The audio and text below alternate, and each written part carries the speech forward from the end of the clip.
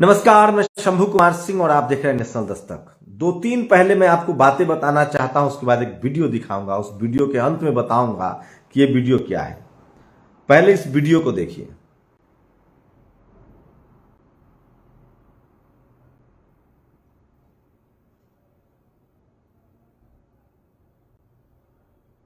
ये mute video है, आप वीडियो को देखिए एक बार, फिर मैं इस पर आगे बात करूंगा। बहुत जरूरी वीडियो है जो मैं आपको दिखाना चाह रहा हूं। ये देखिए, ये देखिए, ये देखिए। ये युवा है जो बहुत ही गुस्से में है। इसकी क्या वजह है? बहुत बड़ी वजह है जो मैं आपको बताऊंगा, दिखाऊंगा। सोचिए, आप कल्पना कीजिए, इससे कई चीजें जुड़ी हुई है। हाथरस की बेटी का गैंगरेप याद है?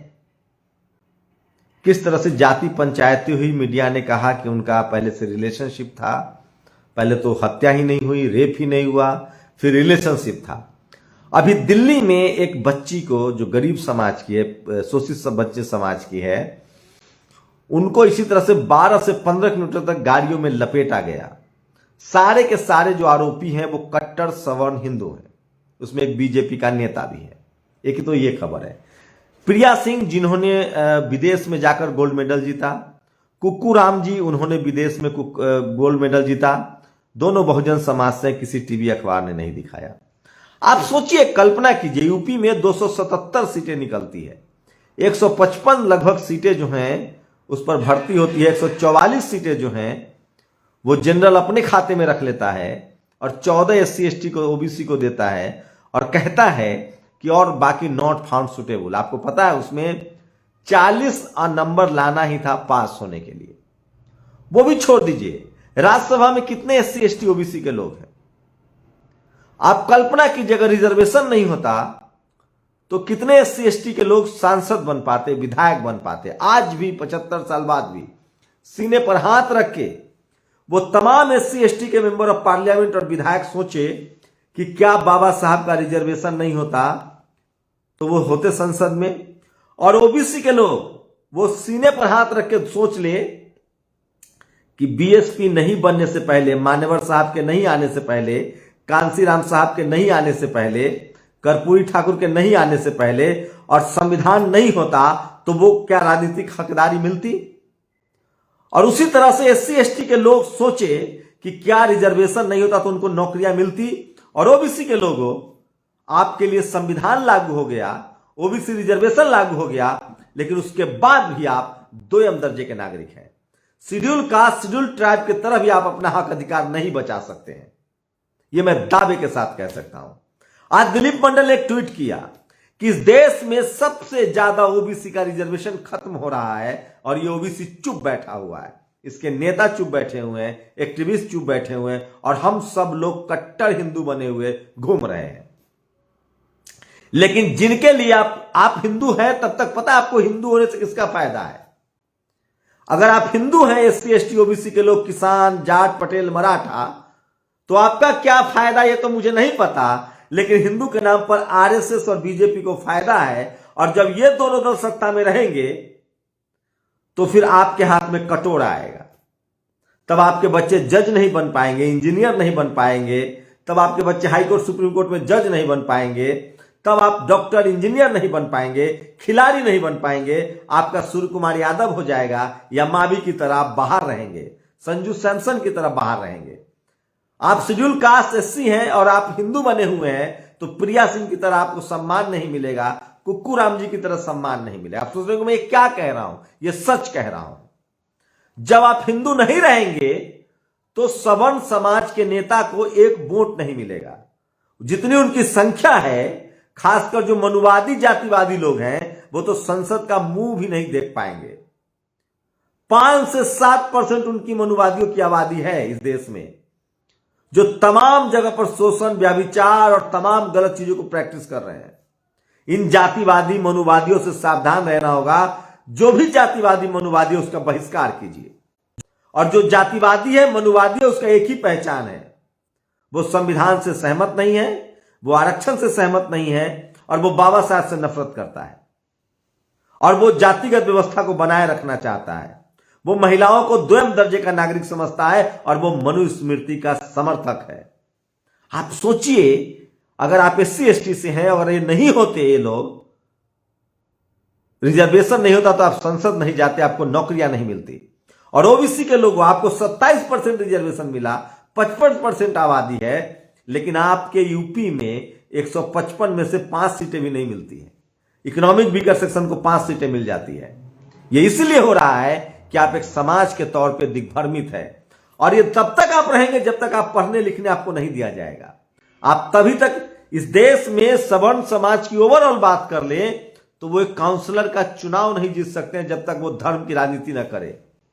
और जब तक धर्म की राजनीति रहेगी, SC ST OBC माइनॉरिटी और किसान जातियों को उनका हक नहीं मिलेगा। मैं सवाल पूछता हूं कि कौन SC ST OBC माइनॉरिटी और जाट, गुर्जर, पटेल, मराठा को संसद जाने से रोकता है? कौन आपके बेटे को कलेक्टर, इंजीनियर, डॉक्टर बनने से रोकता है? कौन जाटों को किसने मारा हरियाणा में जब आरक्षण मांग रहे थे? राजस्थान में गुजरों को किसके सरकार में मारा गया? पटेलों को किसने मारा जब वो गुजरात में आरक्षण मांग रहे थे? मराठाओं को किसकी सरकार में आरक्षण नहीं मिला? और अगर मिल भी जाता है तो वो लागू क्यों नहीं होता है? और इकोनॉमिक वीकर सेक्शन, गरीबी के आधार पर सवर्णों को कैसे आरक्षण मिल गया? ये सारा चीज समझना पड़ेगा आपको। और इस सब का जो इस सारी बीमारियों का इलाज हिंदू के नाम पर आपसे कराया जा रहा है। आपसे वोट लिया जा रहा है, आपको धार्मिक उन्माद में धकेला जा रहा है, आपके बच्चे बेरोजगार हो रहे हैं, स्कूल कॉलेज बंद हो रहे हैं, सारी कंपनियां बेची जा रही है और आप लाचार और बेबस बनाए जा रहे हैं। आप देखिए अपने घरों में आपकी जमीनों की थोड़ी बहुत जो जमीन है उसकी कीमत कौड़ियों के भाव हो रही है। आपको मुआवजा नहीं मिल रहा है, आपके फसलों का कीमत नहीं मिल रही है। आप किसान बनने के लिए आपके बच्चे डॉक्टर, इंजीनियर, कलेक्टर, SP अब नहीं बन पाएंगे। आप पीढ़ी दर पीढ़ी आपको उसी जमीन में झोंक दिया जाएगा कि जमीन जोतिए, गाय पालिए, भैंस पालिए, थोड़ा बहुत ठेकेदारी कर लीजिए, ट्रक चलवाइए, लेकिन आप इस जीवन के उन तमाम बड़े पदों पर मत पहुंचिए। उनके बच्चे विदेश पढ़ेंगे, वो आपको अंग्रेजी का विरोध करना सिखाएंगे। अगर संस्कृत सब भाषा की जननी है तो कहां है संस्कृत प्रदेश? मराठी, तेलुगु, तमिल सबका एक एक अपना प्रदेश है। कोई तो प्रदेश बताओ जहां संस्कृत की भाषा हो। मैं इसीलिए कह रहा हूं कि इस देश में आपको सिर्फ बेवकूफ बनाया जा रहा है धर्म के नाम पर। इस देश के मैं हिंदुओं से कहना चाहता हूं कि अपनी भागीदारी सोचो। जिसने जाति बनाई उसने अपने आप को ऊपर रखा और वो आज हर जगह ऊपर है, और आप कहां हैं? इसके खिलाफ बोलना पड़ेगा। एक ही जाति के लोग OBC आरक्षण के खिलाफ राजस्थान में कोर्ट जाते हैं, छत्तीसगढ़ में कोर्ट जाते हैं, झारखंड में कोर्ट जाते हैं, यूपी में कोर्ट चले जाते हैं, और उसी जाति संप्रदाय के जज जो है फैसले भी देते हैं। OBC का जो आरक्षण खत्म हुआ यूपी में, उसमें OBC के लोग ही नहीं थे। जो PIL करने वाले थे उसी जाति के वकील थे, उसी जाति के जज थे, और आप जाति पर बात ही नहीं कर रहे हैं। इस देश में हर फैसला जाति के हिसाब से होता है, और जाति के हिसाब से भागीदारी तय होनी चाहिए। और जातियों के समूह को बाबा साहब ने SC ST OBC और माइनॉरिटी कहा है, और इनकी राजनीतिक हिस्सेदारी होनी चाहिए, सामाजिक हिस्सेदारी होनी चाहिए। ये जो मैंने वीडियो दिखाया था, कहा जा रहा है कि ये शेड्यूल कास्ट युवा है जिनका अपमान हुआ। आप कुछ भी कर लीजिए, जाति आपका पीछा नहीं छोड़ती है। और इसे लड़ने का एक ही तरीका है कि आपको अपने वोट देने का अधिकार समझना पड़ेगा। इस देश में मुसलमानों को भी कोई वोट नहीं देता है जब तक गठबंधन न हो। दलित, पिछड़ा, आदिवासी भी कहता है मुसलमानों की पार्टी है, सवर्णों को छोड़ दीजिए। इस देश में दलितों को कोई वोट नहीं देता है जब तक गठबंधन न हो, कहता है दलितों की पार्टी है। पिछड़ों को वोट नहीं देता है जब तक गठबंधन न हो, सवर्ण कहते हैं पिछड़ों की पार्टी है। लेकिन मुसलमान बीजेपी के अलावा सबको वोट देता है। शेड्यूल कास्ट तो सबको वोट देता है, पिछड़ा सबको वोट देता है। सवर्ण समाज के लोग आज के डेट में किसको वोट दे रहे हैं? आप अपने आसपास पता करके बताइए। इस देश में एक भी SC ST OBC माइनॉरिटी का अधिकारी नहीं है जिसको रिटायरमेंट के बाद एक्सटेंशन दिया जाए। वो सारे के सारे ब्राह्मण समाज के अधिकारियों को क्यों मिलता है? कोई उनके पर लगे हुए हैं? यह है जातिवाद। अब जातिवाद पावर सेंटर्स में आ गया है, media, judiciary, college, university, bureaucracy, business में। और आपको जातिवाद के नाम पर ठगा जा रहा है, जातिवाद की आड़ में, और धर्म के नाम पर आपका वोट लिया जा रहा है। मैं फिर कह रहा हूं, आपके पास सिर्फ एक हथियार है, संविधान और बाबा साहब का वोट का दिया हुआ अधिकार। अगर इसका आप इस्तेमाल आपने सही तरीके से नहीं किया तो तरह तरह के सगुफे। सोचिए किस तरह से इस देश में आज भी सर्वे कराइए ना साहब, शहरों में जमीन किसकी है, नौकरियों में कौन है, supreme court, high court, judiciary, media में कौन लोग बैठे हुए हैं, और ये किसी किस्मत से नहीं, किसी मेरिट से नहीं है। ये सब इसीलिए है कि आपके बाप दादाओं ने होशियारी से जाति बनाकर अपने आप को इसके काबिल बना रखा था। एक अच्छा वीडियो मैंने देखा, बिल्कुल ठीक कहा, एक कॉमेडियन कह रहा है कि जो जाति बनाई हमने, हम जाति में सबसे ऊपर है। शूद्र जो है वो नॉर्मल काम करेगा, क्षत्रिय लड़ेगा, वैश्य व्यापार करेगा, और जिसने जाति बनाई है वो ये बताएगा कि कौन क्या करेगा। इस खेल को बदलना है बाबा साहब की वोट के ताकत से, और इस देश में जिसकी जितनी संख्या उसकी भागीदारी तय हो। एससी एसटी ओबीसी के आरक्षण पर कोर्ट कहता है 3 लेवल टेस्ट करिए, इकोनॉमिक वीकर सेक्शन पर नहीं करता है। और ये सब खबरें आपको पता नहीं चलती है क्योंकि आपके पास मीडिया नहीं है, अखबार नहीं है। निर्भया का गैंगरेप हुआ, पूरा दिल्ली छावनी में तब्दील हो गया। आज एक गरीब की बच्ची को सड़कों पर मार दिया गया, सबसे जघन्य अपराध है। 35 टुकड़े पर जो लोग चिल्ला रहे थे 3500 टुकड़े कर दिए गए। उसका सर नहीं मिला, उसकी अंतरियां नहीं मिली, उसकी पीठ की हड्डियां नहीं मिली। कोई चर्चा, कोई बहस देख रहे हैं? उल्टे उसका कैरेक्टर असैसिनेशन किया जा रहा है, जैसे हाथरस में हुआ था। क्या हम सब लोग द्वैम दर्जे के नागरिक हैं? इस देश का 90% आबादी द्वैम दर्जे का नागरिक है? नहीं, इस देश के 90% लोग अपने संविधान के प्रति सजग हुए, और इसकी वजह स्कूल कॉलेज, जानबूझकर स्कूल कॉलेज बंद किया जा रहा है, सरकारी स्कूल, अस्पताल, कॉलेज, ताकि आप लाचार बेबस रहें। इसके खिलाफ बोलिए, आवाज उठाइए, आपका संवैधानिक अधिकार है। भागीदारी पर सवाल पूछिए, कॉलेजियम पर सवाल पूछिए, जजों के फैसले पर अपनी राय दीजिए, टीका टिप्पणी कीजिए। वो कंटेम्प्ट ऑफ कोर्ट नहीं है। किसी भी फैसले के दोष गुण पर चर्चा होनी चाहिए। और सोचिए, दुनिया के तमाम मुल्कों में जहां भेदभाव हुआ है उसी के आधार पर न्याय हुआ है। भारत में जो आपको वोट नहीं देता है उसकी बात की परवाह मत कीजिए। भारत में एससी एसटी ओबीसी माइनॉरिटी का दुश्मन हिंदू नहीं है, मुसलमान नहीं है। आप पहचान कीजिए कि कौन लोग आपको वोट नहीं देते और आप किसको वोट देते हैं। 5% लोग धर्म की राजनीति की वजह से सत्ता में बैठे हुए हैं, और आप लाचार बेबस हैं और वो आपके हक अधिकार छीन रहे हैं। सिर्फ 5% लोग जो मनुवादी हैं उनकी पहचान कीजिए, जो गैर बराबरी बनाए रखना चाहते हैं, जो चाहते हैं ये देश 200 साल पीछे जाए। इस देश के SC ST OBC minority, Jat, Gurjar, Patel, Maratha, यहां तक कि ठाकुरों को सत्ता में आकर अपने अपने अधिकार खोजने चाहिए। आखिर क्या वजह है कि 5% के लोग इस देश के 95% संसाधन पर कब्जा किए हुए हैं, और इसीलिए सारी गड़बड़ियां हैं। भागीदारी तय हो, डायवर्सिटी तय हो, हर जाति धर्म के लोग बराबर संख्या में सब जगह होने चाहिए, जिसकी जिसकी जितनी संख्या है। नहीं तो सबके साथ बारी बारी से अन्याय होगा। सिखों को मारा गया, मुसलमानों को मारा जाता है, जाटों को मारा गया, गुर्जरों को मारा गया, पटेलों को मारा गया, मराठाओं के राज छीन लिए गए। सोचिए कौन था पेशवा, कौन अंग्रेज को बुलाकर लाया था, कौन शिवाजी महाराज की सत्ता को खत्म किया। ये सब चीजें आप समझिए और इतिहास से सीखिए।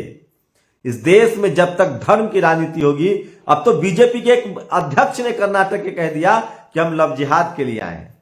आप सोचिए, इस देश के मुसलमानों को रोज प्रताड़ित किया जा रहा है। 20 करोड़ से 16 करोड़ आबादी है उनकी। मुसलमानों की गलती यह है कि उनको वो हिंदू हिंदू हिंदू, उनका दुश्मन हिंदू नहीं है, उनका दुश्मन मनुवादी लोग हैं, जातिवादी लोग हैं, ब्राह्मणवादी लोग हैं। उनको अपने दुश्मन की ही पहचान नहीं है। इस देश के संसद में या विधायिका में, इस देश के तमाम पावर सेंटर्स पर सबकी भागीदारी होनी चाहिए बराबर के हिसाब से, तब जाकर सबको न्याय मिलेगा। और तब कोई बेटी सड़क पर इस तरह से नहीं मारी जाती रहेंगी, तब पुलिस उसको बचाने की कोशिश नहीं करेगा, और तब उसको तुरंत न्याय मिलेगा।